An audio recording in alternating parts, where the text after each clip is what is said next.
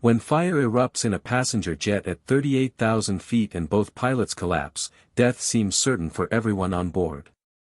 But one passenger holds a secret that could save 143 lives. An impossible story of courage, quick thinking, and a child who refused to let anyone die. Before you watch full story, comment below from which country are you watching. Don't forget to subscribe for more amazing stories. The morning of September 15, 2024, started like any other Tuesday at Seattle-Tacoma International Airport. Passengers rushed through security, business travelers grabbed their coffee, and nobody could have imagined that this ordinary day would become one of the most extraordinary stories in aviation history. Among the passengers boarding Flight 447 was a small girl named Maya Rodriguez. She was just 11 years old, with dark braided hair and a backpack covered in colorful stickers. She looked like any other child traveling alone. The flight attendant, Jennifer, greeted her warmly. "Hello, sweetie. Are you traveling by yourself today?" Maya nodded quietly. She was used to adults worrying about kids traveling alone. "That's very brave of you," Jennifer said with a kind smile. "My name is Jennifer. I'll check on you during the flight, okay?" Maya found her window seat in row 12. As she settled in, she looked out at the planes on the runway. Flying always reminded her of her father, and her heart felt heavy. What nobody on that plane knew was that Maya Rodriguez was not an ordinary 11-year-old.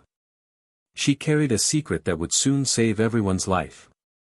8 months before this flight, Maya's father, Captain Daniel Rodriguez, had died from cancer. He was a commercial airline pilot for 15 years. During his final year, knowing he was dying, he decided to teach his daughter everything he knew about flying.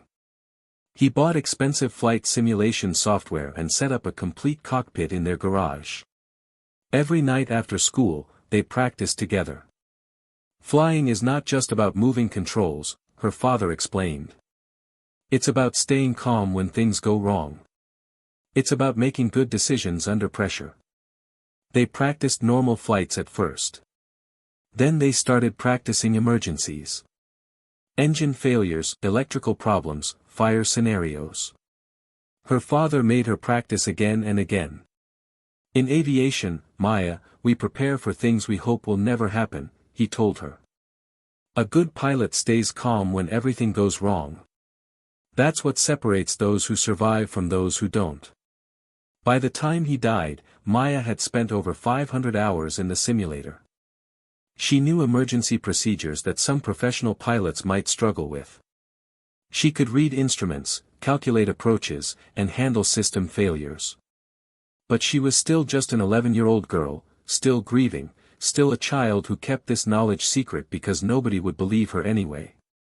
Flight 447 was a Boeing 737 heading to Seattle with 143 passengers on board.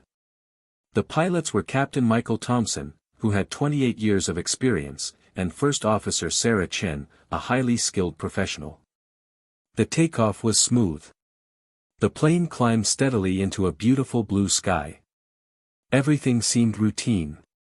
Passengers settled in with books and laptops. The cabin was peaceful. At exactly 10:47 a.m., 38 minutes into the flight, a warning light flickered in the cockpit. "Captain, I'm seeing an electrical fault," First Officer Chen reported calmly. "Switch to backup," Captain Thompson instructed. But deep in the electrical bay beneath the cockpit, something catastrophic was happening. A microscopic defect in a wire bundle had existed since the plane was built. When the backup system engaged, it sent a power surge through the damaged wire. The insulation failed. Sparks ignited the insulation material. Within seconds, flames were spreading through the electrical bay, finding their way behind the cockpit wall where they encountered sound-dampening materials and began growing rapidly, creating thick toxic smoke. Suddenly, multiple warning lights illuminated across the cockpit panel. "Fire! We have fire!" Captain Thompson's voice was urgent. "Fire in the electrical bay." He pulled the handle that released fire extinguishing agent. For a few seconds, both pilots hoped they had caught it in time. They were wrong. Smoke began seeping into the cockpit, carrying the sharp smell of burning electrical components. Seattle Center, Flight 447 declaring emergency, Captain Thompson transmitted. We have fire and smoke in the cockpit. Requesting immediate landing at nearest airport. In the cabin, passengers began to smell smoke. Then they saw it, thin streams coming from ceiling vents, growing thicker every second. Someone screamed. Others looked around in panic. Ladies and gentlemen, please remain calm, Jennifer announced over the PA system. We are experiencing a technical issue and will be landing shortly. Maya watched the smoke with a sinking feeling. This was bad. Very bad. This was exactly the kind of fire her father had warned her about. In the cockpit, the smoke was now so thick that the pilots could barely see their instruments. Both had put on emergency smoke masks, but visibility was nearly zero. We're losing hydraulics, Chen reported. Flight controls are getting sluggish. Thompson fought with the controls. The fire was destroying the aircraft systems one by one. They were still 12 minutes from the nearest airport. Then flames suddenly erupted between the pilot's seats. Thompson grabbed the fire extinguisher and discharged it, but the fire was too large. We need to get down now, Thompson shouted. But even as he spoke, he was overwhelmed by a coughing fit. Despite the mask, he had been breathing toxic fumes for several minutes. The combination of smoke and extreme stress triggered a massive heart attack. Captain Thompson clutched at his chest and slumped forward over the controls, unconscious within seconds. First Officer Chen saw him collapse and reached to help. But at that moment, she too was overcome by the smoke. Her vision blurred. Her body went limp. She slumped sideways, unconscious. The aircraft, now without any conscious pilot, continued flying on autopilot. But the fire kept spreading, destroying critical systems one by one. In the cabin, smoke filled the passenger compartment. Flames could be seen through ceiling panels. Passengers were screaming, crying, praying. Everyone faced certain death. Maya Rodriguez sat in her seat, watching the chaos. Her body was shaking, but her mind was suddenly crystal clear. She knew what was happening. The pilots were dead or unconscious. The fire was destroying the plane. They had maybe 5 minutes before the aircraft became unflyable. And she knew, with absolute certainty, that she was the only person on this burning aircraft with any knowledge of how to fly it. Her father's voice echoed in her memory. When everything goes wrong, Maya, take it one step at a time. Aviate, navigate, communicate. Maya unbuckled her seatbelt and moved toward the cockpit through the smoke-filled aisle. Jennifer saw her and tried to stop her. Honey, no. Get back to your seat. Maya looked up at the flight attendant. Something in the child's eyes made Jennifer hesitate. The pilots are unconscious, Maya said with shocking calm. I know how to fly. I'm going to land this plane. Jennifer's mind couldn't process it. This was a child claiming she could fly a commercial jet. It was impossible. But looking into Maya's eyes, seeing the certainty there, knowing that death was approaching, Jennifer made a split-second decision. She stepped aside. Maya pushed through the cockpit door. The scene was nightmarish. Smoke so thick she could barely see. Flames in multiple locations, both pilots unconscious, warning lights and alarms everywhere. For just a moment, Maya wanted to run. But then she heard her father's voice. When everything goes wrong, take it one step at a time. She climbed into the captain's seat. Her small frame could barely see over the instrument panel. Her feet didn't reach the rudder pedals. But she didn't have time to worry about that. Through the smoke, she could make out the instruments. The autopilot was still engaged. That was good. But critical systems were failing one by one. With shaking hands, Maya reached for the radio transmit button. She pressed it. Seattle Center, Flight 447, emergency traffic. Her voice was higher and younger than any controller had ever heard. Both pilots are incapacitated. I am an 11-year-old passenger with flight training. I need immediate assistance to land this aircraft. There was a long moment of stunned silence. In the Seattle Control Center, Controller James Morrison stared at his radio panel in disbelief. Had he just heard a child's voice declaring an emergency? The transponder code confirmed it was Flight 447. He keyed his microphone. Flight 447, confirm you are a passenger and the flight crew is incapacitated. Affirmative, Seattle. Both pilots unconscious, smoke and fire in cockpit. I estimate less than 10 minutes before fire compromises flight controls.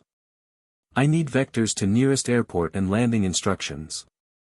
The terminology was correct. Professional. But the voice was unmistakably a child's. Morrison felt his blood run cold. This was impossible. But he made a decision. He would treat this exactly as any emergency. Flight 447, understand you have fire on board. Nearest airport is McCord Air Force Base, 48 miles northwest. Can you turn to heading 320 degrees? Maya looked at the heading indicator and reached for the autopilot controls. She selected heading mode and dialed in 320 degrees. The aircraft began to turn smoothly. Seattle, Flight 447 turning to 320. Confirming McCord Air Force Base. I'll need full emergency equipment. I have approximately 140 people on board. Morrison was now surrounded by supervisors, all staring at the radar scope in shock. Emergency notifications were going out. McCord was being alerted. Flight 447, continue heading 320. Begin descent to 12,000 feet. I'm giving you vectors for straight-in approach to runway 16. It's 13,000 feet long, plenty of room. Maya acknowledged and configured the autopilot for descent. But she realized she had a problem. The smoke was so thick she could barely see the instruments. She reached to the overhead panel and shut off the recirculation fans while opening the outflow valve to maximum. This created pressure differential that helped pull some smoke out. The smoke thinned slightly. Now she could see the instruments well enough to fly. The aircraft descended through 30,000 feet. Maya could see McCord Air Force Base on the navigation display. The distance counted down. 42 miles. 40.38. Each mile felt like an eternity. The flight controls were getting mushier as the fire destroyed hydraulic systems. She had to constantly make corrections to keep on course. Behind her, Jennifer stood watching in amazement and terror. The word was spreading through the cabin. An 11-year-old was flying the plane. Some passengers prayed. Some cried. But hope was spreading too. Seattle, Flight 447. I need landing configuration guidance. I've practiced in simulation, but need to confirm the procedure. Morrison, now with a 737 manual in front of him, began reading the procedure. At 10 miles, slow to 250 knots and lower flaps to 5 degrees. At 5 miles, gear down, flaps 15. Final approach, flaps 30, target speed 140 knots. Affirmative. That matches my training. I'm 26 miles out. She paused. I should tell you I'm too short to reach the rudder pedals. I'll land using primarily aileron control. Also planning maximum auto brake. Morrison checked the weather. Flight 447, winds are 350 at 8 knots, nearly direct headwind on runway 16. That should help. The fire continued raging. Maya could feel the heat on her back. She had to get down in the next few minutes. At 15 miles, she began slowing. At 12 miles, she moved the flap lever to 5 degrees. The aircraft shuddered as the flaps extended. At 10 miles, McCord Air Force Base was visible through the windscreen. She could see the long runway. Emergency vehicles lined the sides, their lights flashing. Seattle, Flight 447. I have the field in sight. Canceling autopilot, going to manual flight now. Her hand moved to the autopilot disconnect button. For just a moment, she hesitated. When she disconnected it, she would truly be flying this machine. If she made a mistake, everyone would die. She heard her father's voice. Trust your training. She pressed the button. The autopilot disconnected and Maya felt the full weight of the aircraft through the control yoke. It was heavier than the simulator. But it responded to her inputs. She aligned the aircraft with the runway centerline. 7 miles out. She moved the gear lever down. The aircraft shuddered. 3 green lights appeared. All gear down and locked. At 5 miles, flaps to 15 degrees. 4 miles. She was committed. No second chance. Flaps to 30 degrees, final landing configuration. 3 miles. She could see individual emergency vehicles. Could see people watching. Flight 447, you're on perfect approach, Morrison transmitted. Hope in his voice for the first time. Continue as you are. Runway is yours. 2 miles. The runway grew larger in the windscreen. Maya made tiny corrections with the yoke. Sweat ran down her face, mixing with tears from the smoke. Her hands shook, but she kept them steady through pure will. This was for her father. For all the hours he taught her. For all the people depending on her. 1 mile, over the approach lights. The runway was right there. Maya pulled the throttles to idle and began to flare, pulling back gently on the yoke to raise the nose. Her father's voice in her head. Easy. Let it settle. Wait for it. The runway rushed up. The main gear touched down first. Maya felt the bounce as wheels met concrete. The tires chirped. Then the nose gear came down. They were on the ground, rolling at 130 miles per hour. The auto brakes engaged, throwing her forward against the seatbelt. The aircraft decelerated rapidly. 60 knots, 50, 40, 30, 20. They stopped, sitting motionless on the runway. Maya sat there, unable to process what she had done. Then training took over one more time. She pulled the engine fire handles, shutting down both engines. She turned off all electrical systems, removing power from the burning aircraft. Emergency vehicles surrounded them within seconds. Firefighters deployed foam and water. Emergency slides deployed. Passengers began evacuating, sliding to safety. The evacuation was chaotic but successful. People cried, screamed, hugged each other, unable to believe they were alive. Inside the cockpit, Maya tried to stand. But her legs wouldn't support her. The adrenaline was gone. She collapsed to the floor, shaking uncontrollably. Jennifer rushed in, scooped Maya up, and carried her out of the smoke-filled cockpit. I've got you, sweetie. You're safe now. You did it. Jennifer sobbed as she carried Maya down the aisle. Medical personnel met them at the bottom of the slide.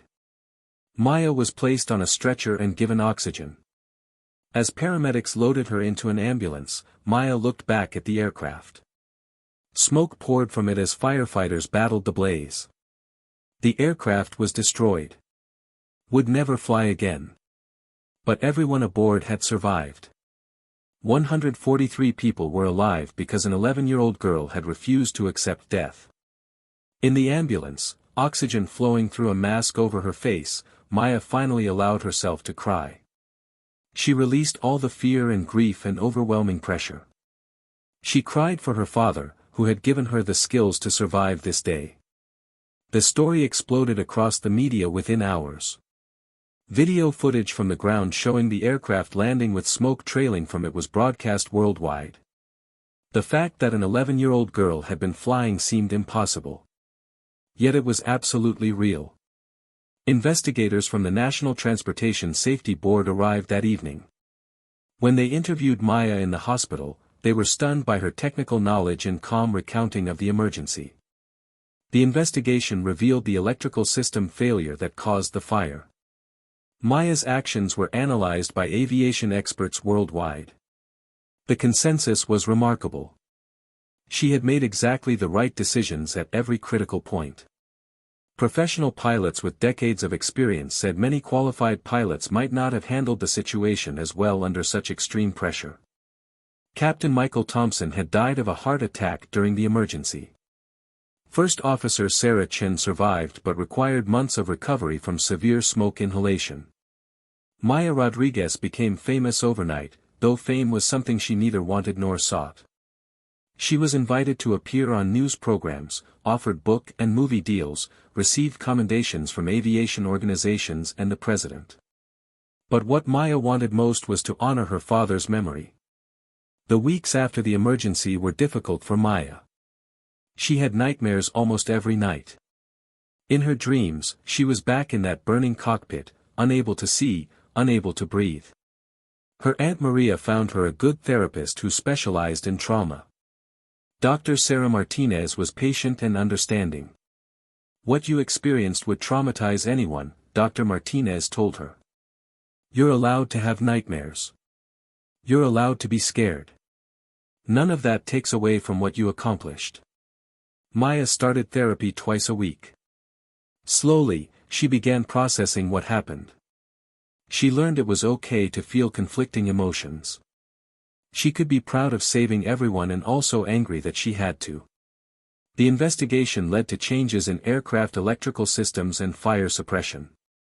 The wire bundle defect was found in other aircraft, leading to a worldwide inspection program. Maya eventually started a foundation using money from her unwanted fame.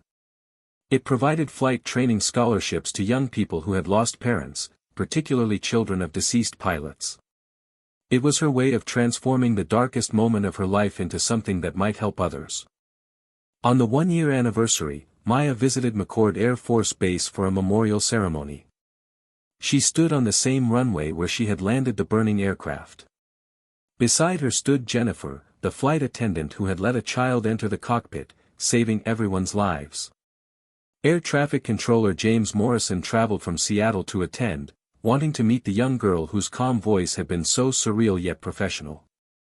A plaque was unveiled near the runway, commemorating Flight 447. It listed Captain Michael Thompson among those who died, but also noted his legacy lived on through his daughter's actions. Maya placed flowers near the plaque.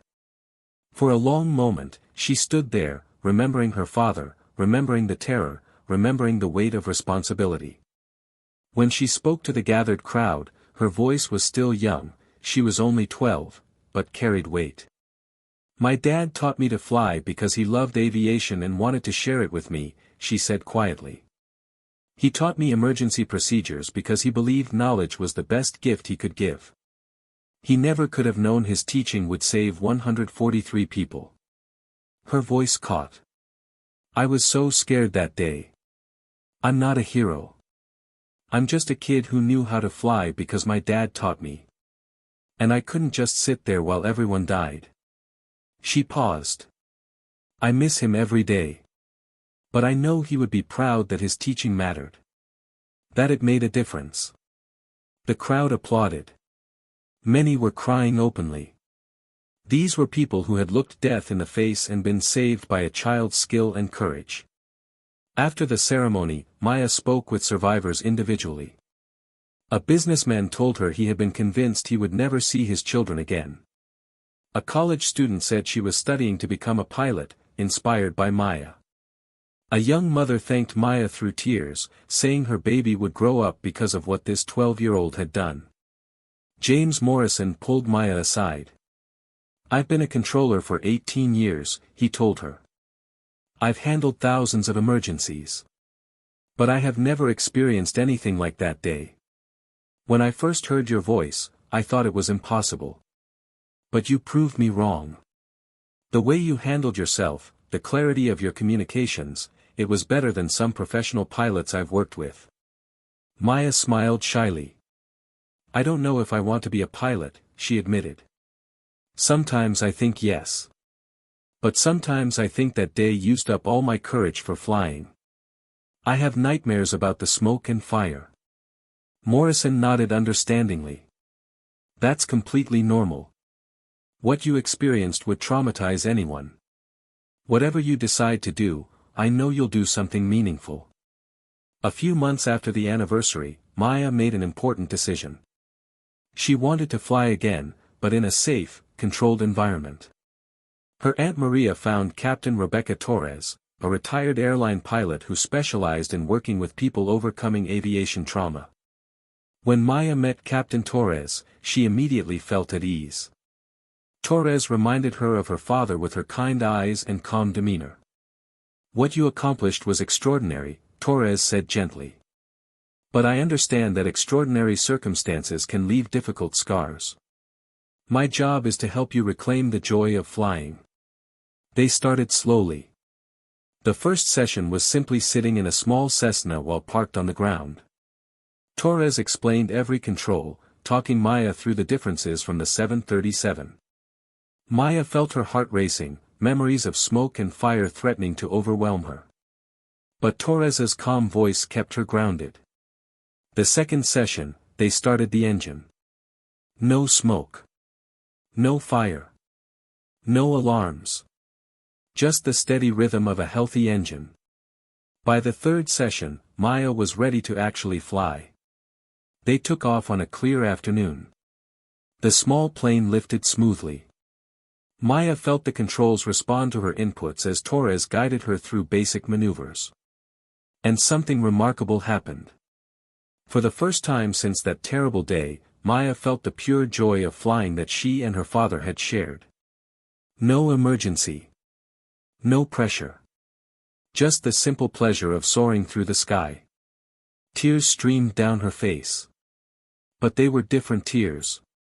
Tears of release, of reclaiming something precious. Dad, she whispered. I'm flying again. I hope you can see this. As Maya approached her 13th birthday, she reflected on everything that happened. She had been interviewed by news programs, spoken at aviation safety conferences, met with senators and FAA officials. Her foundation had awarded its first scholarships to 5 young people who had lost parents. But perhaps most importantly, Maya learned that healing was possible even after unimaginable trauma. She decided that when she grew up, she would pursue aerospace engineering rather than becoming a pilot. She wanted to improve aircraft safety systems so other children would never have to do what she did. She wanted to work on fire suppression systems. She wanted to design better emergency procedures. She wanted to make flying safer for everyone. I think this is how I can best honor Dad, she told her Aunt Maria. Not by flying planes, but by making them safer. By using what I learned to help prevent disasters. Maria hugged her. Your father would be so proud of you, Maya. Not just for what you did that day, but for the person you're becoming. Maya Rodriguez, now 21, graduated from MIT with highest honors in aerospace engineering. Her thesis on advanced fire suppression systems won multiple awards. The fire suppression technology she developed is now being implemented in commercial aircraft. Electrical fires, once one of the most dangerous emergencies in aviation, have become extremely rare thanks to her innovation. The Daniel Rodriguez Memorial Foundation has provided scholarships to over 200 young people. Several are now pilots, engineers, and aviation safety professionals themselves. Maya still flies regularly, owning a small Cessna that she flies on weekends. She still has nightmares sometimes, but she's learned to live with them, accepting them as part of who she is. Every September 15th, she attends the memorial service at McCord Air Force Base. Jennifer, the flight attendant, is now retired but remains Maya's close friend. James Morrison, the air traffic controller, still comes every year. First Officer Sarah Chen, fully recovered, now teaches at an aviation academy. The story of Flight 447 is taught in every aviation school in the world as a case study in emergency response and the importance of training. But for Maya, it will always be more than a case study. It will always be the day her father's love saved lives. The day she learned she was stronger than she knew. The day she understood that knowledge is power and preparation can mean the difference between tragedy and survival. She keeps a photo on her desk. It shows her and her father in the garage with their flight simulator. She's about 8 years old, sitting in the pilot's seat while her father points at the screen. Both of them are smiling. That smile, that joy of learning together, that's what she remembers most. The hundreds of hours of her father patiently teaching her, believing in her, preparing her for a future he would never see. That, Maya believes, is the real miracle of Flight 447. Not that an 11-year-old landed a plane, but that a father's love transcended death to save lives. That education and preparation passed from one generation to the next made the impossible possible. Today, Maya works at Boeing's headquarters in Seattle, just miles from where Flight 447 took off that fateful morning. Her office overlooks the runway, and sometimes she pauses to watch planes take off and land, each one a reminder of why her work matters. Last month, she received a letter from a 17-year-old girl named Sophie. Sophie's mother had been a passenger on Flight 447, 8 months pregnant at the time. Sophie wrote to tell Maya that she was applying to aerospace engineering programs, inspired by the woman who had saved her mother's life and, in a way, her own. "You gave me the chance to exist," Sophie wrote. "And now I want to help make the world safer, just like you do." Maya keeps that letter in her desk drawer, pulling it out on difficult days when the work seems overwhelming or the nightmares return. She's currently leading a team developing next-generation cockpit safety systems. The technology includes advanced fire detection that can identify problems before they become catastrophic, improved emergency oxygen systems, and better communication protocols for situations when pilots become incapacitated. Every innovation she creates carries the weight of that September day. Every safety feature she designs is informed by the smell of smoke, the heat of flames, and the desperate race against time at 38,000 feet. Her foundation has grown beyond anything she imagined. It's not just about scholarships anymore. They've created mentorship programs, aviation camps for underprivileged youth, and mental health support for young people dealing with loss and trauma. Last year, one of their scholarship recipients became the youngest woman to earn her commercial pilot's license. She sent Maya her wings with a note, "Because of your father's love and your courage, I'm living my dream." Maya still visits her father's grave regularly. She tells him about her work, her challenges, her victories. She tells him about the lives saved by the technology she's developing, about the young people helped by his foundation, about how his legacy grows stronger every year. "You taught me that love is about more than words, Dad," she says during these visits. "It's about investing time, sharing knowledge, preparing someone for a future you might never see. You did that for me. And now I'm doing it for others." On quiet evenings, Maya sometimes opens her flight simulator, a newer version now, but set up just like her father had arranged it years ago. She runs through emergency procedures, not because she needs the practice, but because it makes her feel close to him. The story of Flight 447 continues to inspire people around the world. It's taught in schools, featured in documentaries, and studied by aviation professionals. But for those who were there that day, it's much more personal. It's the businessman who never misses his daughter's soccer games now. It's the college student who became a pilot and flies with Maya's father's photo in her flight bag. It's the mother who watches her daughter grow up, knowing she almost never got that chance.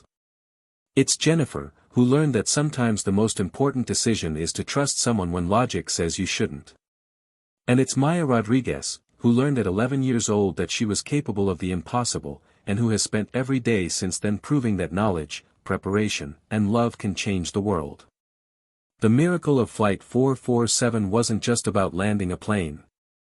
It was about a father who believed in his daughter enough to teach her everything he knew. It was about a girl who refused to let everyone die when she had the power to save them. It was about ordinary people making extraordinary choices in impossible circumstances. And it was about proving that sometimes, the smallest person in the room can be the one who makes the biggest difference.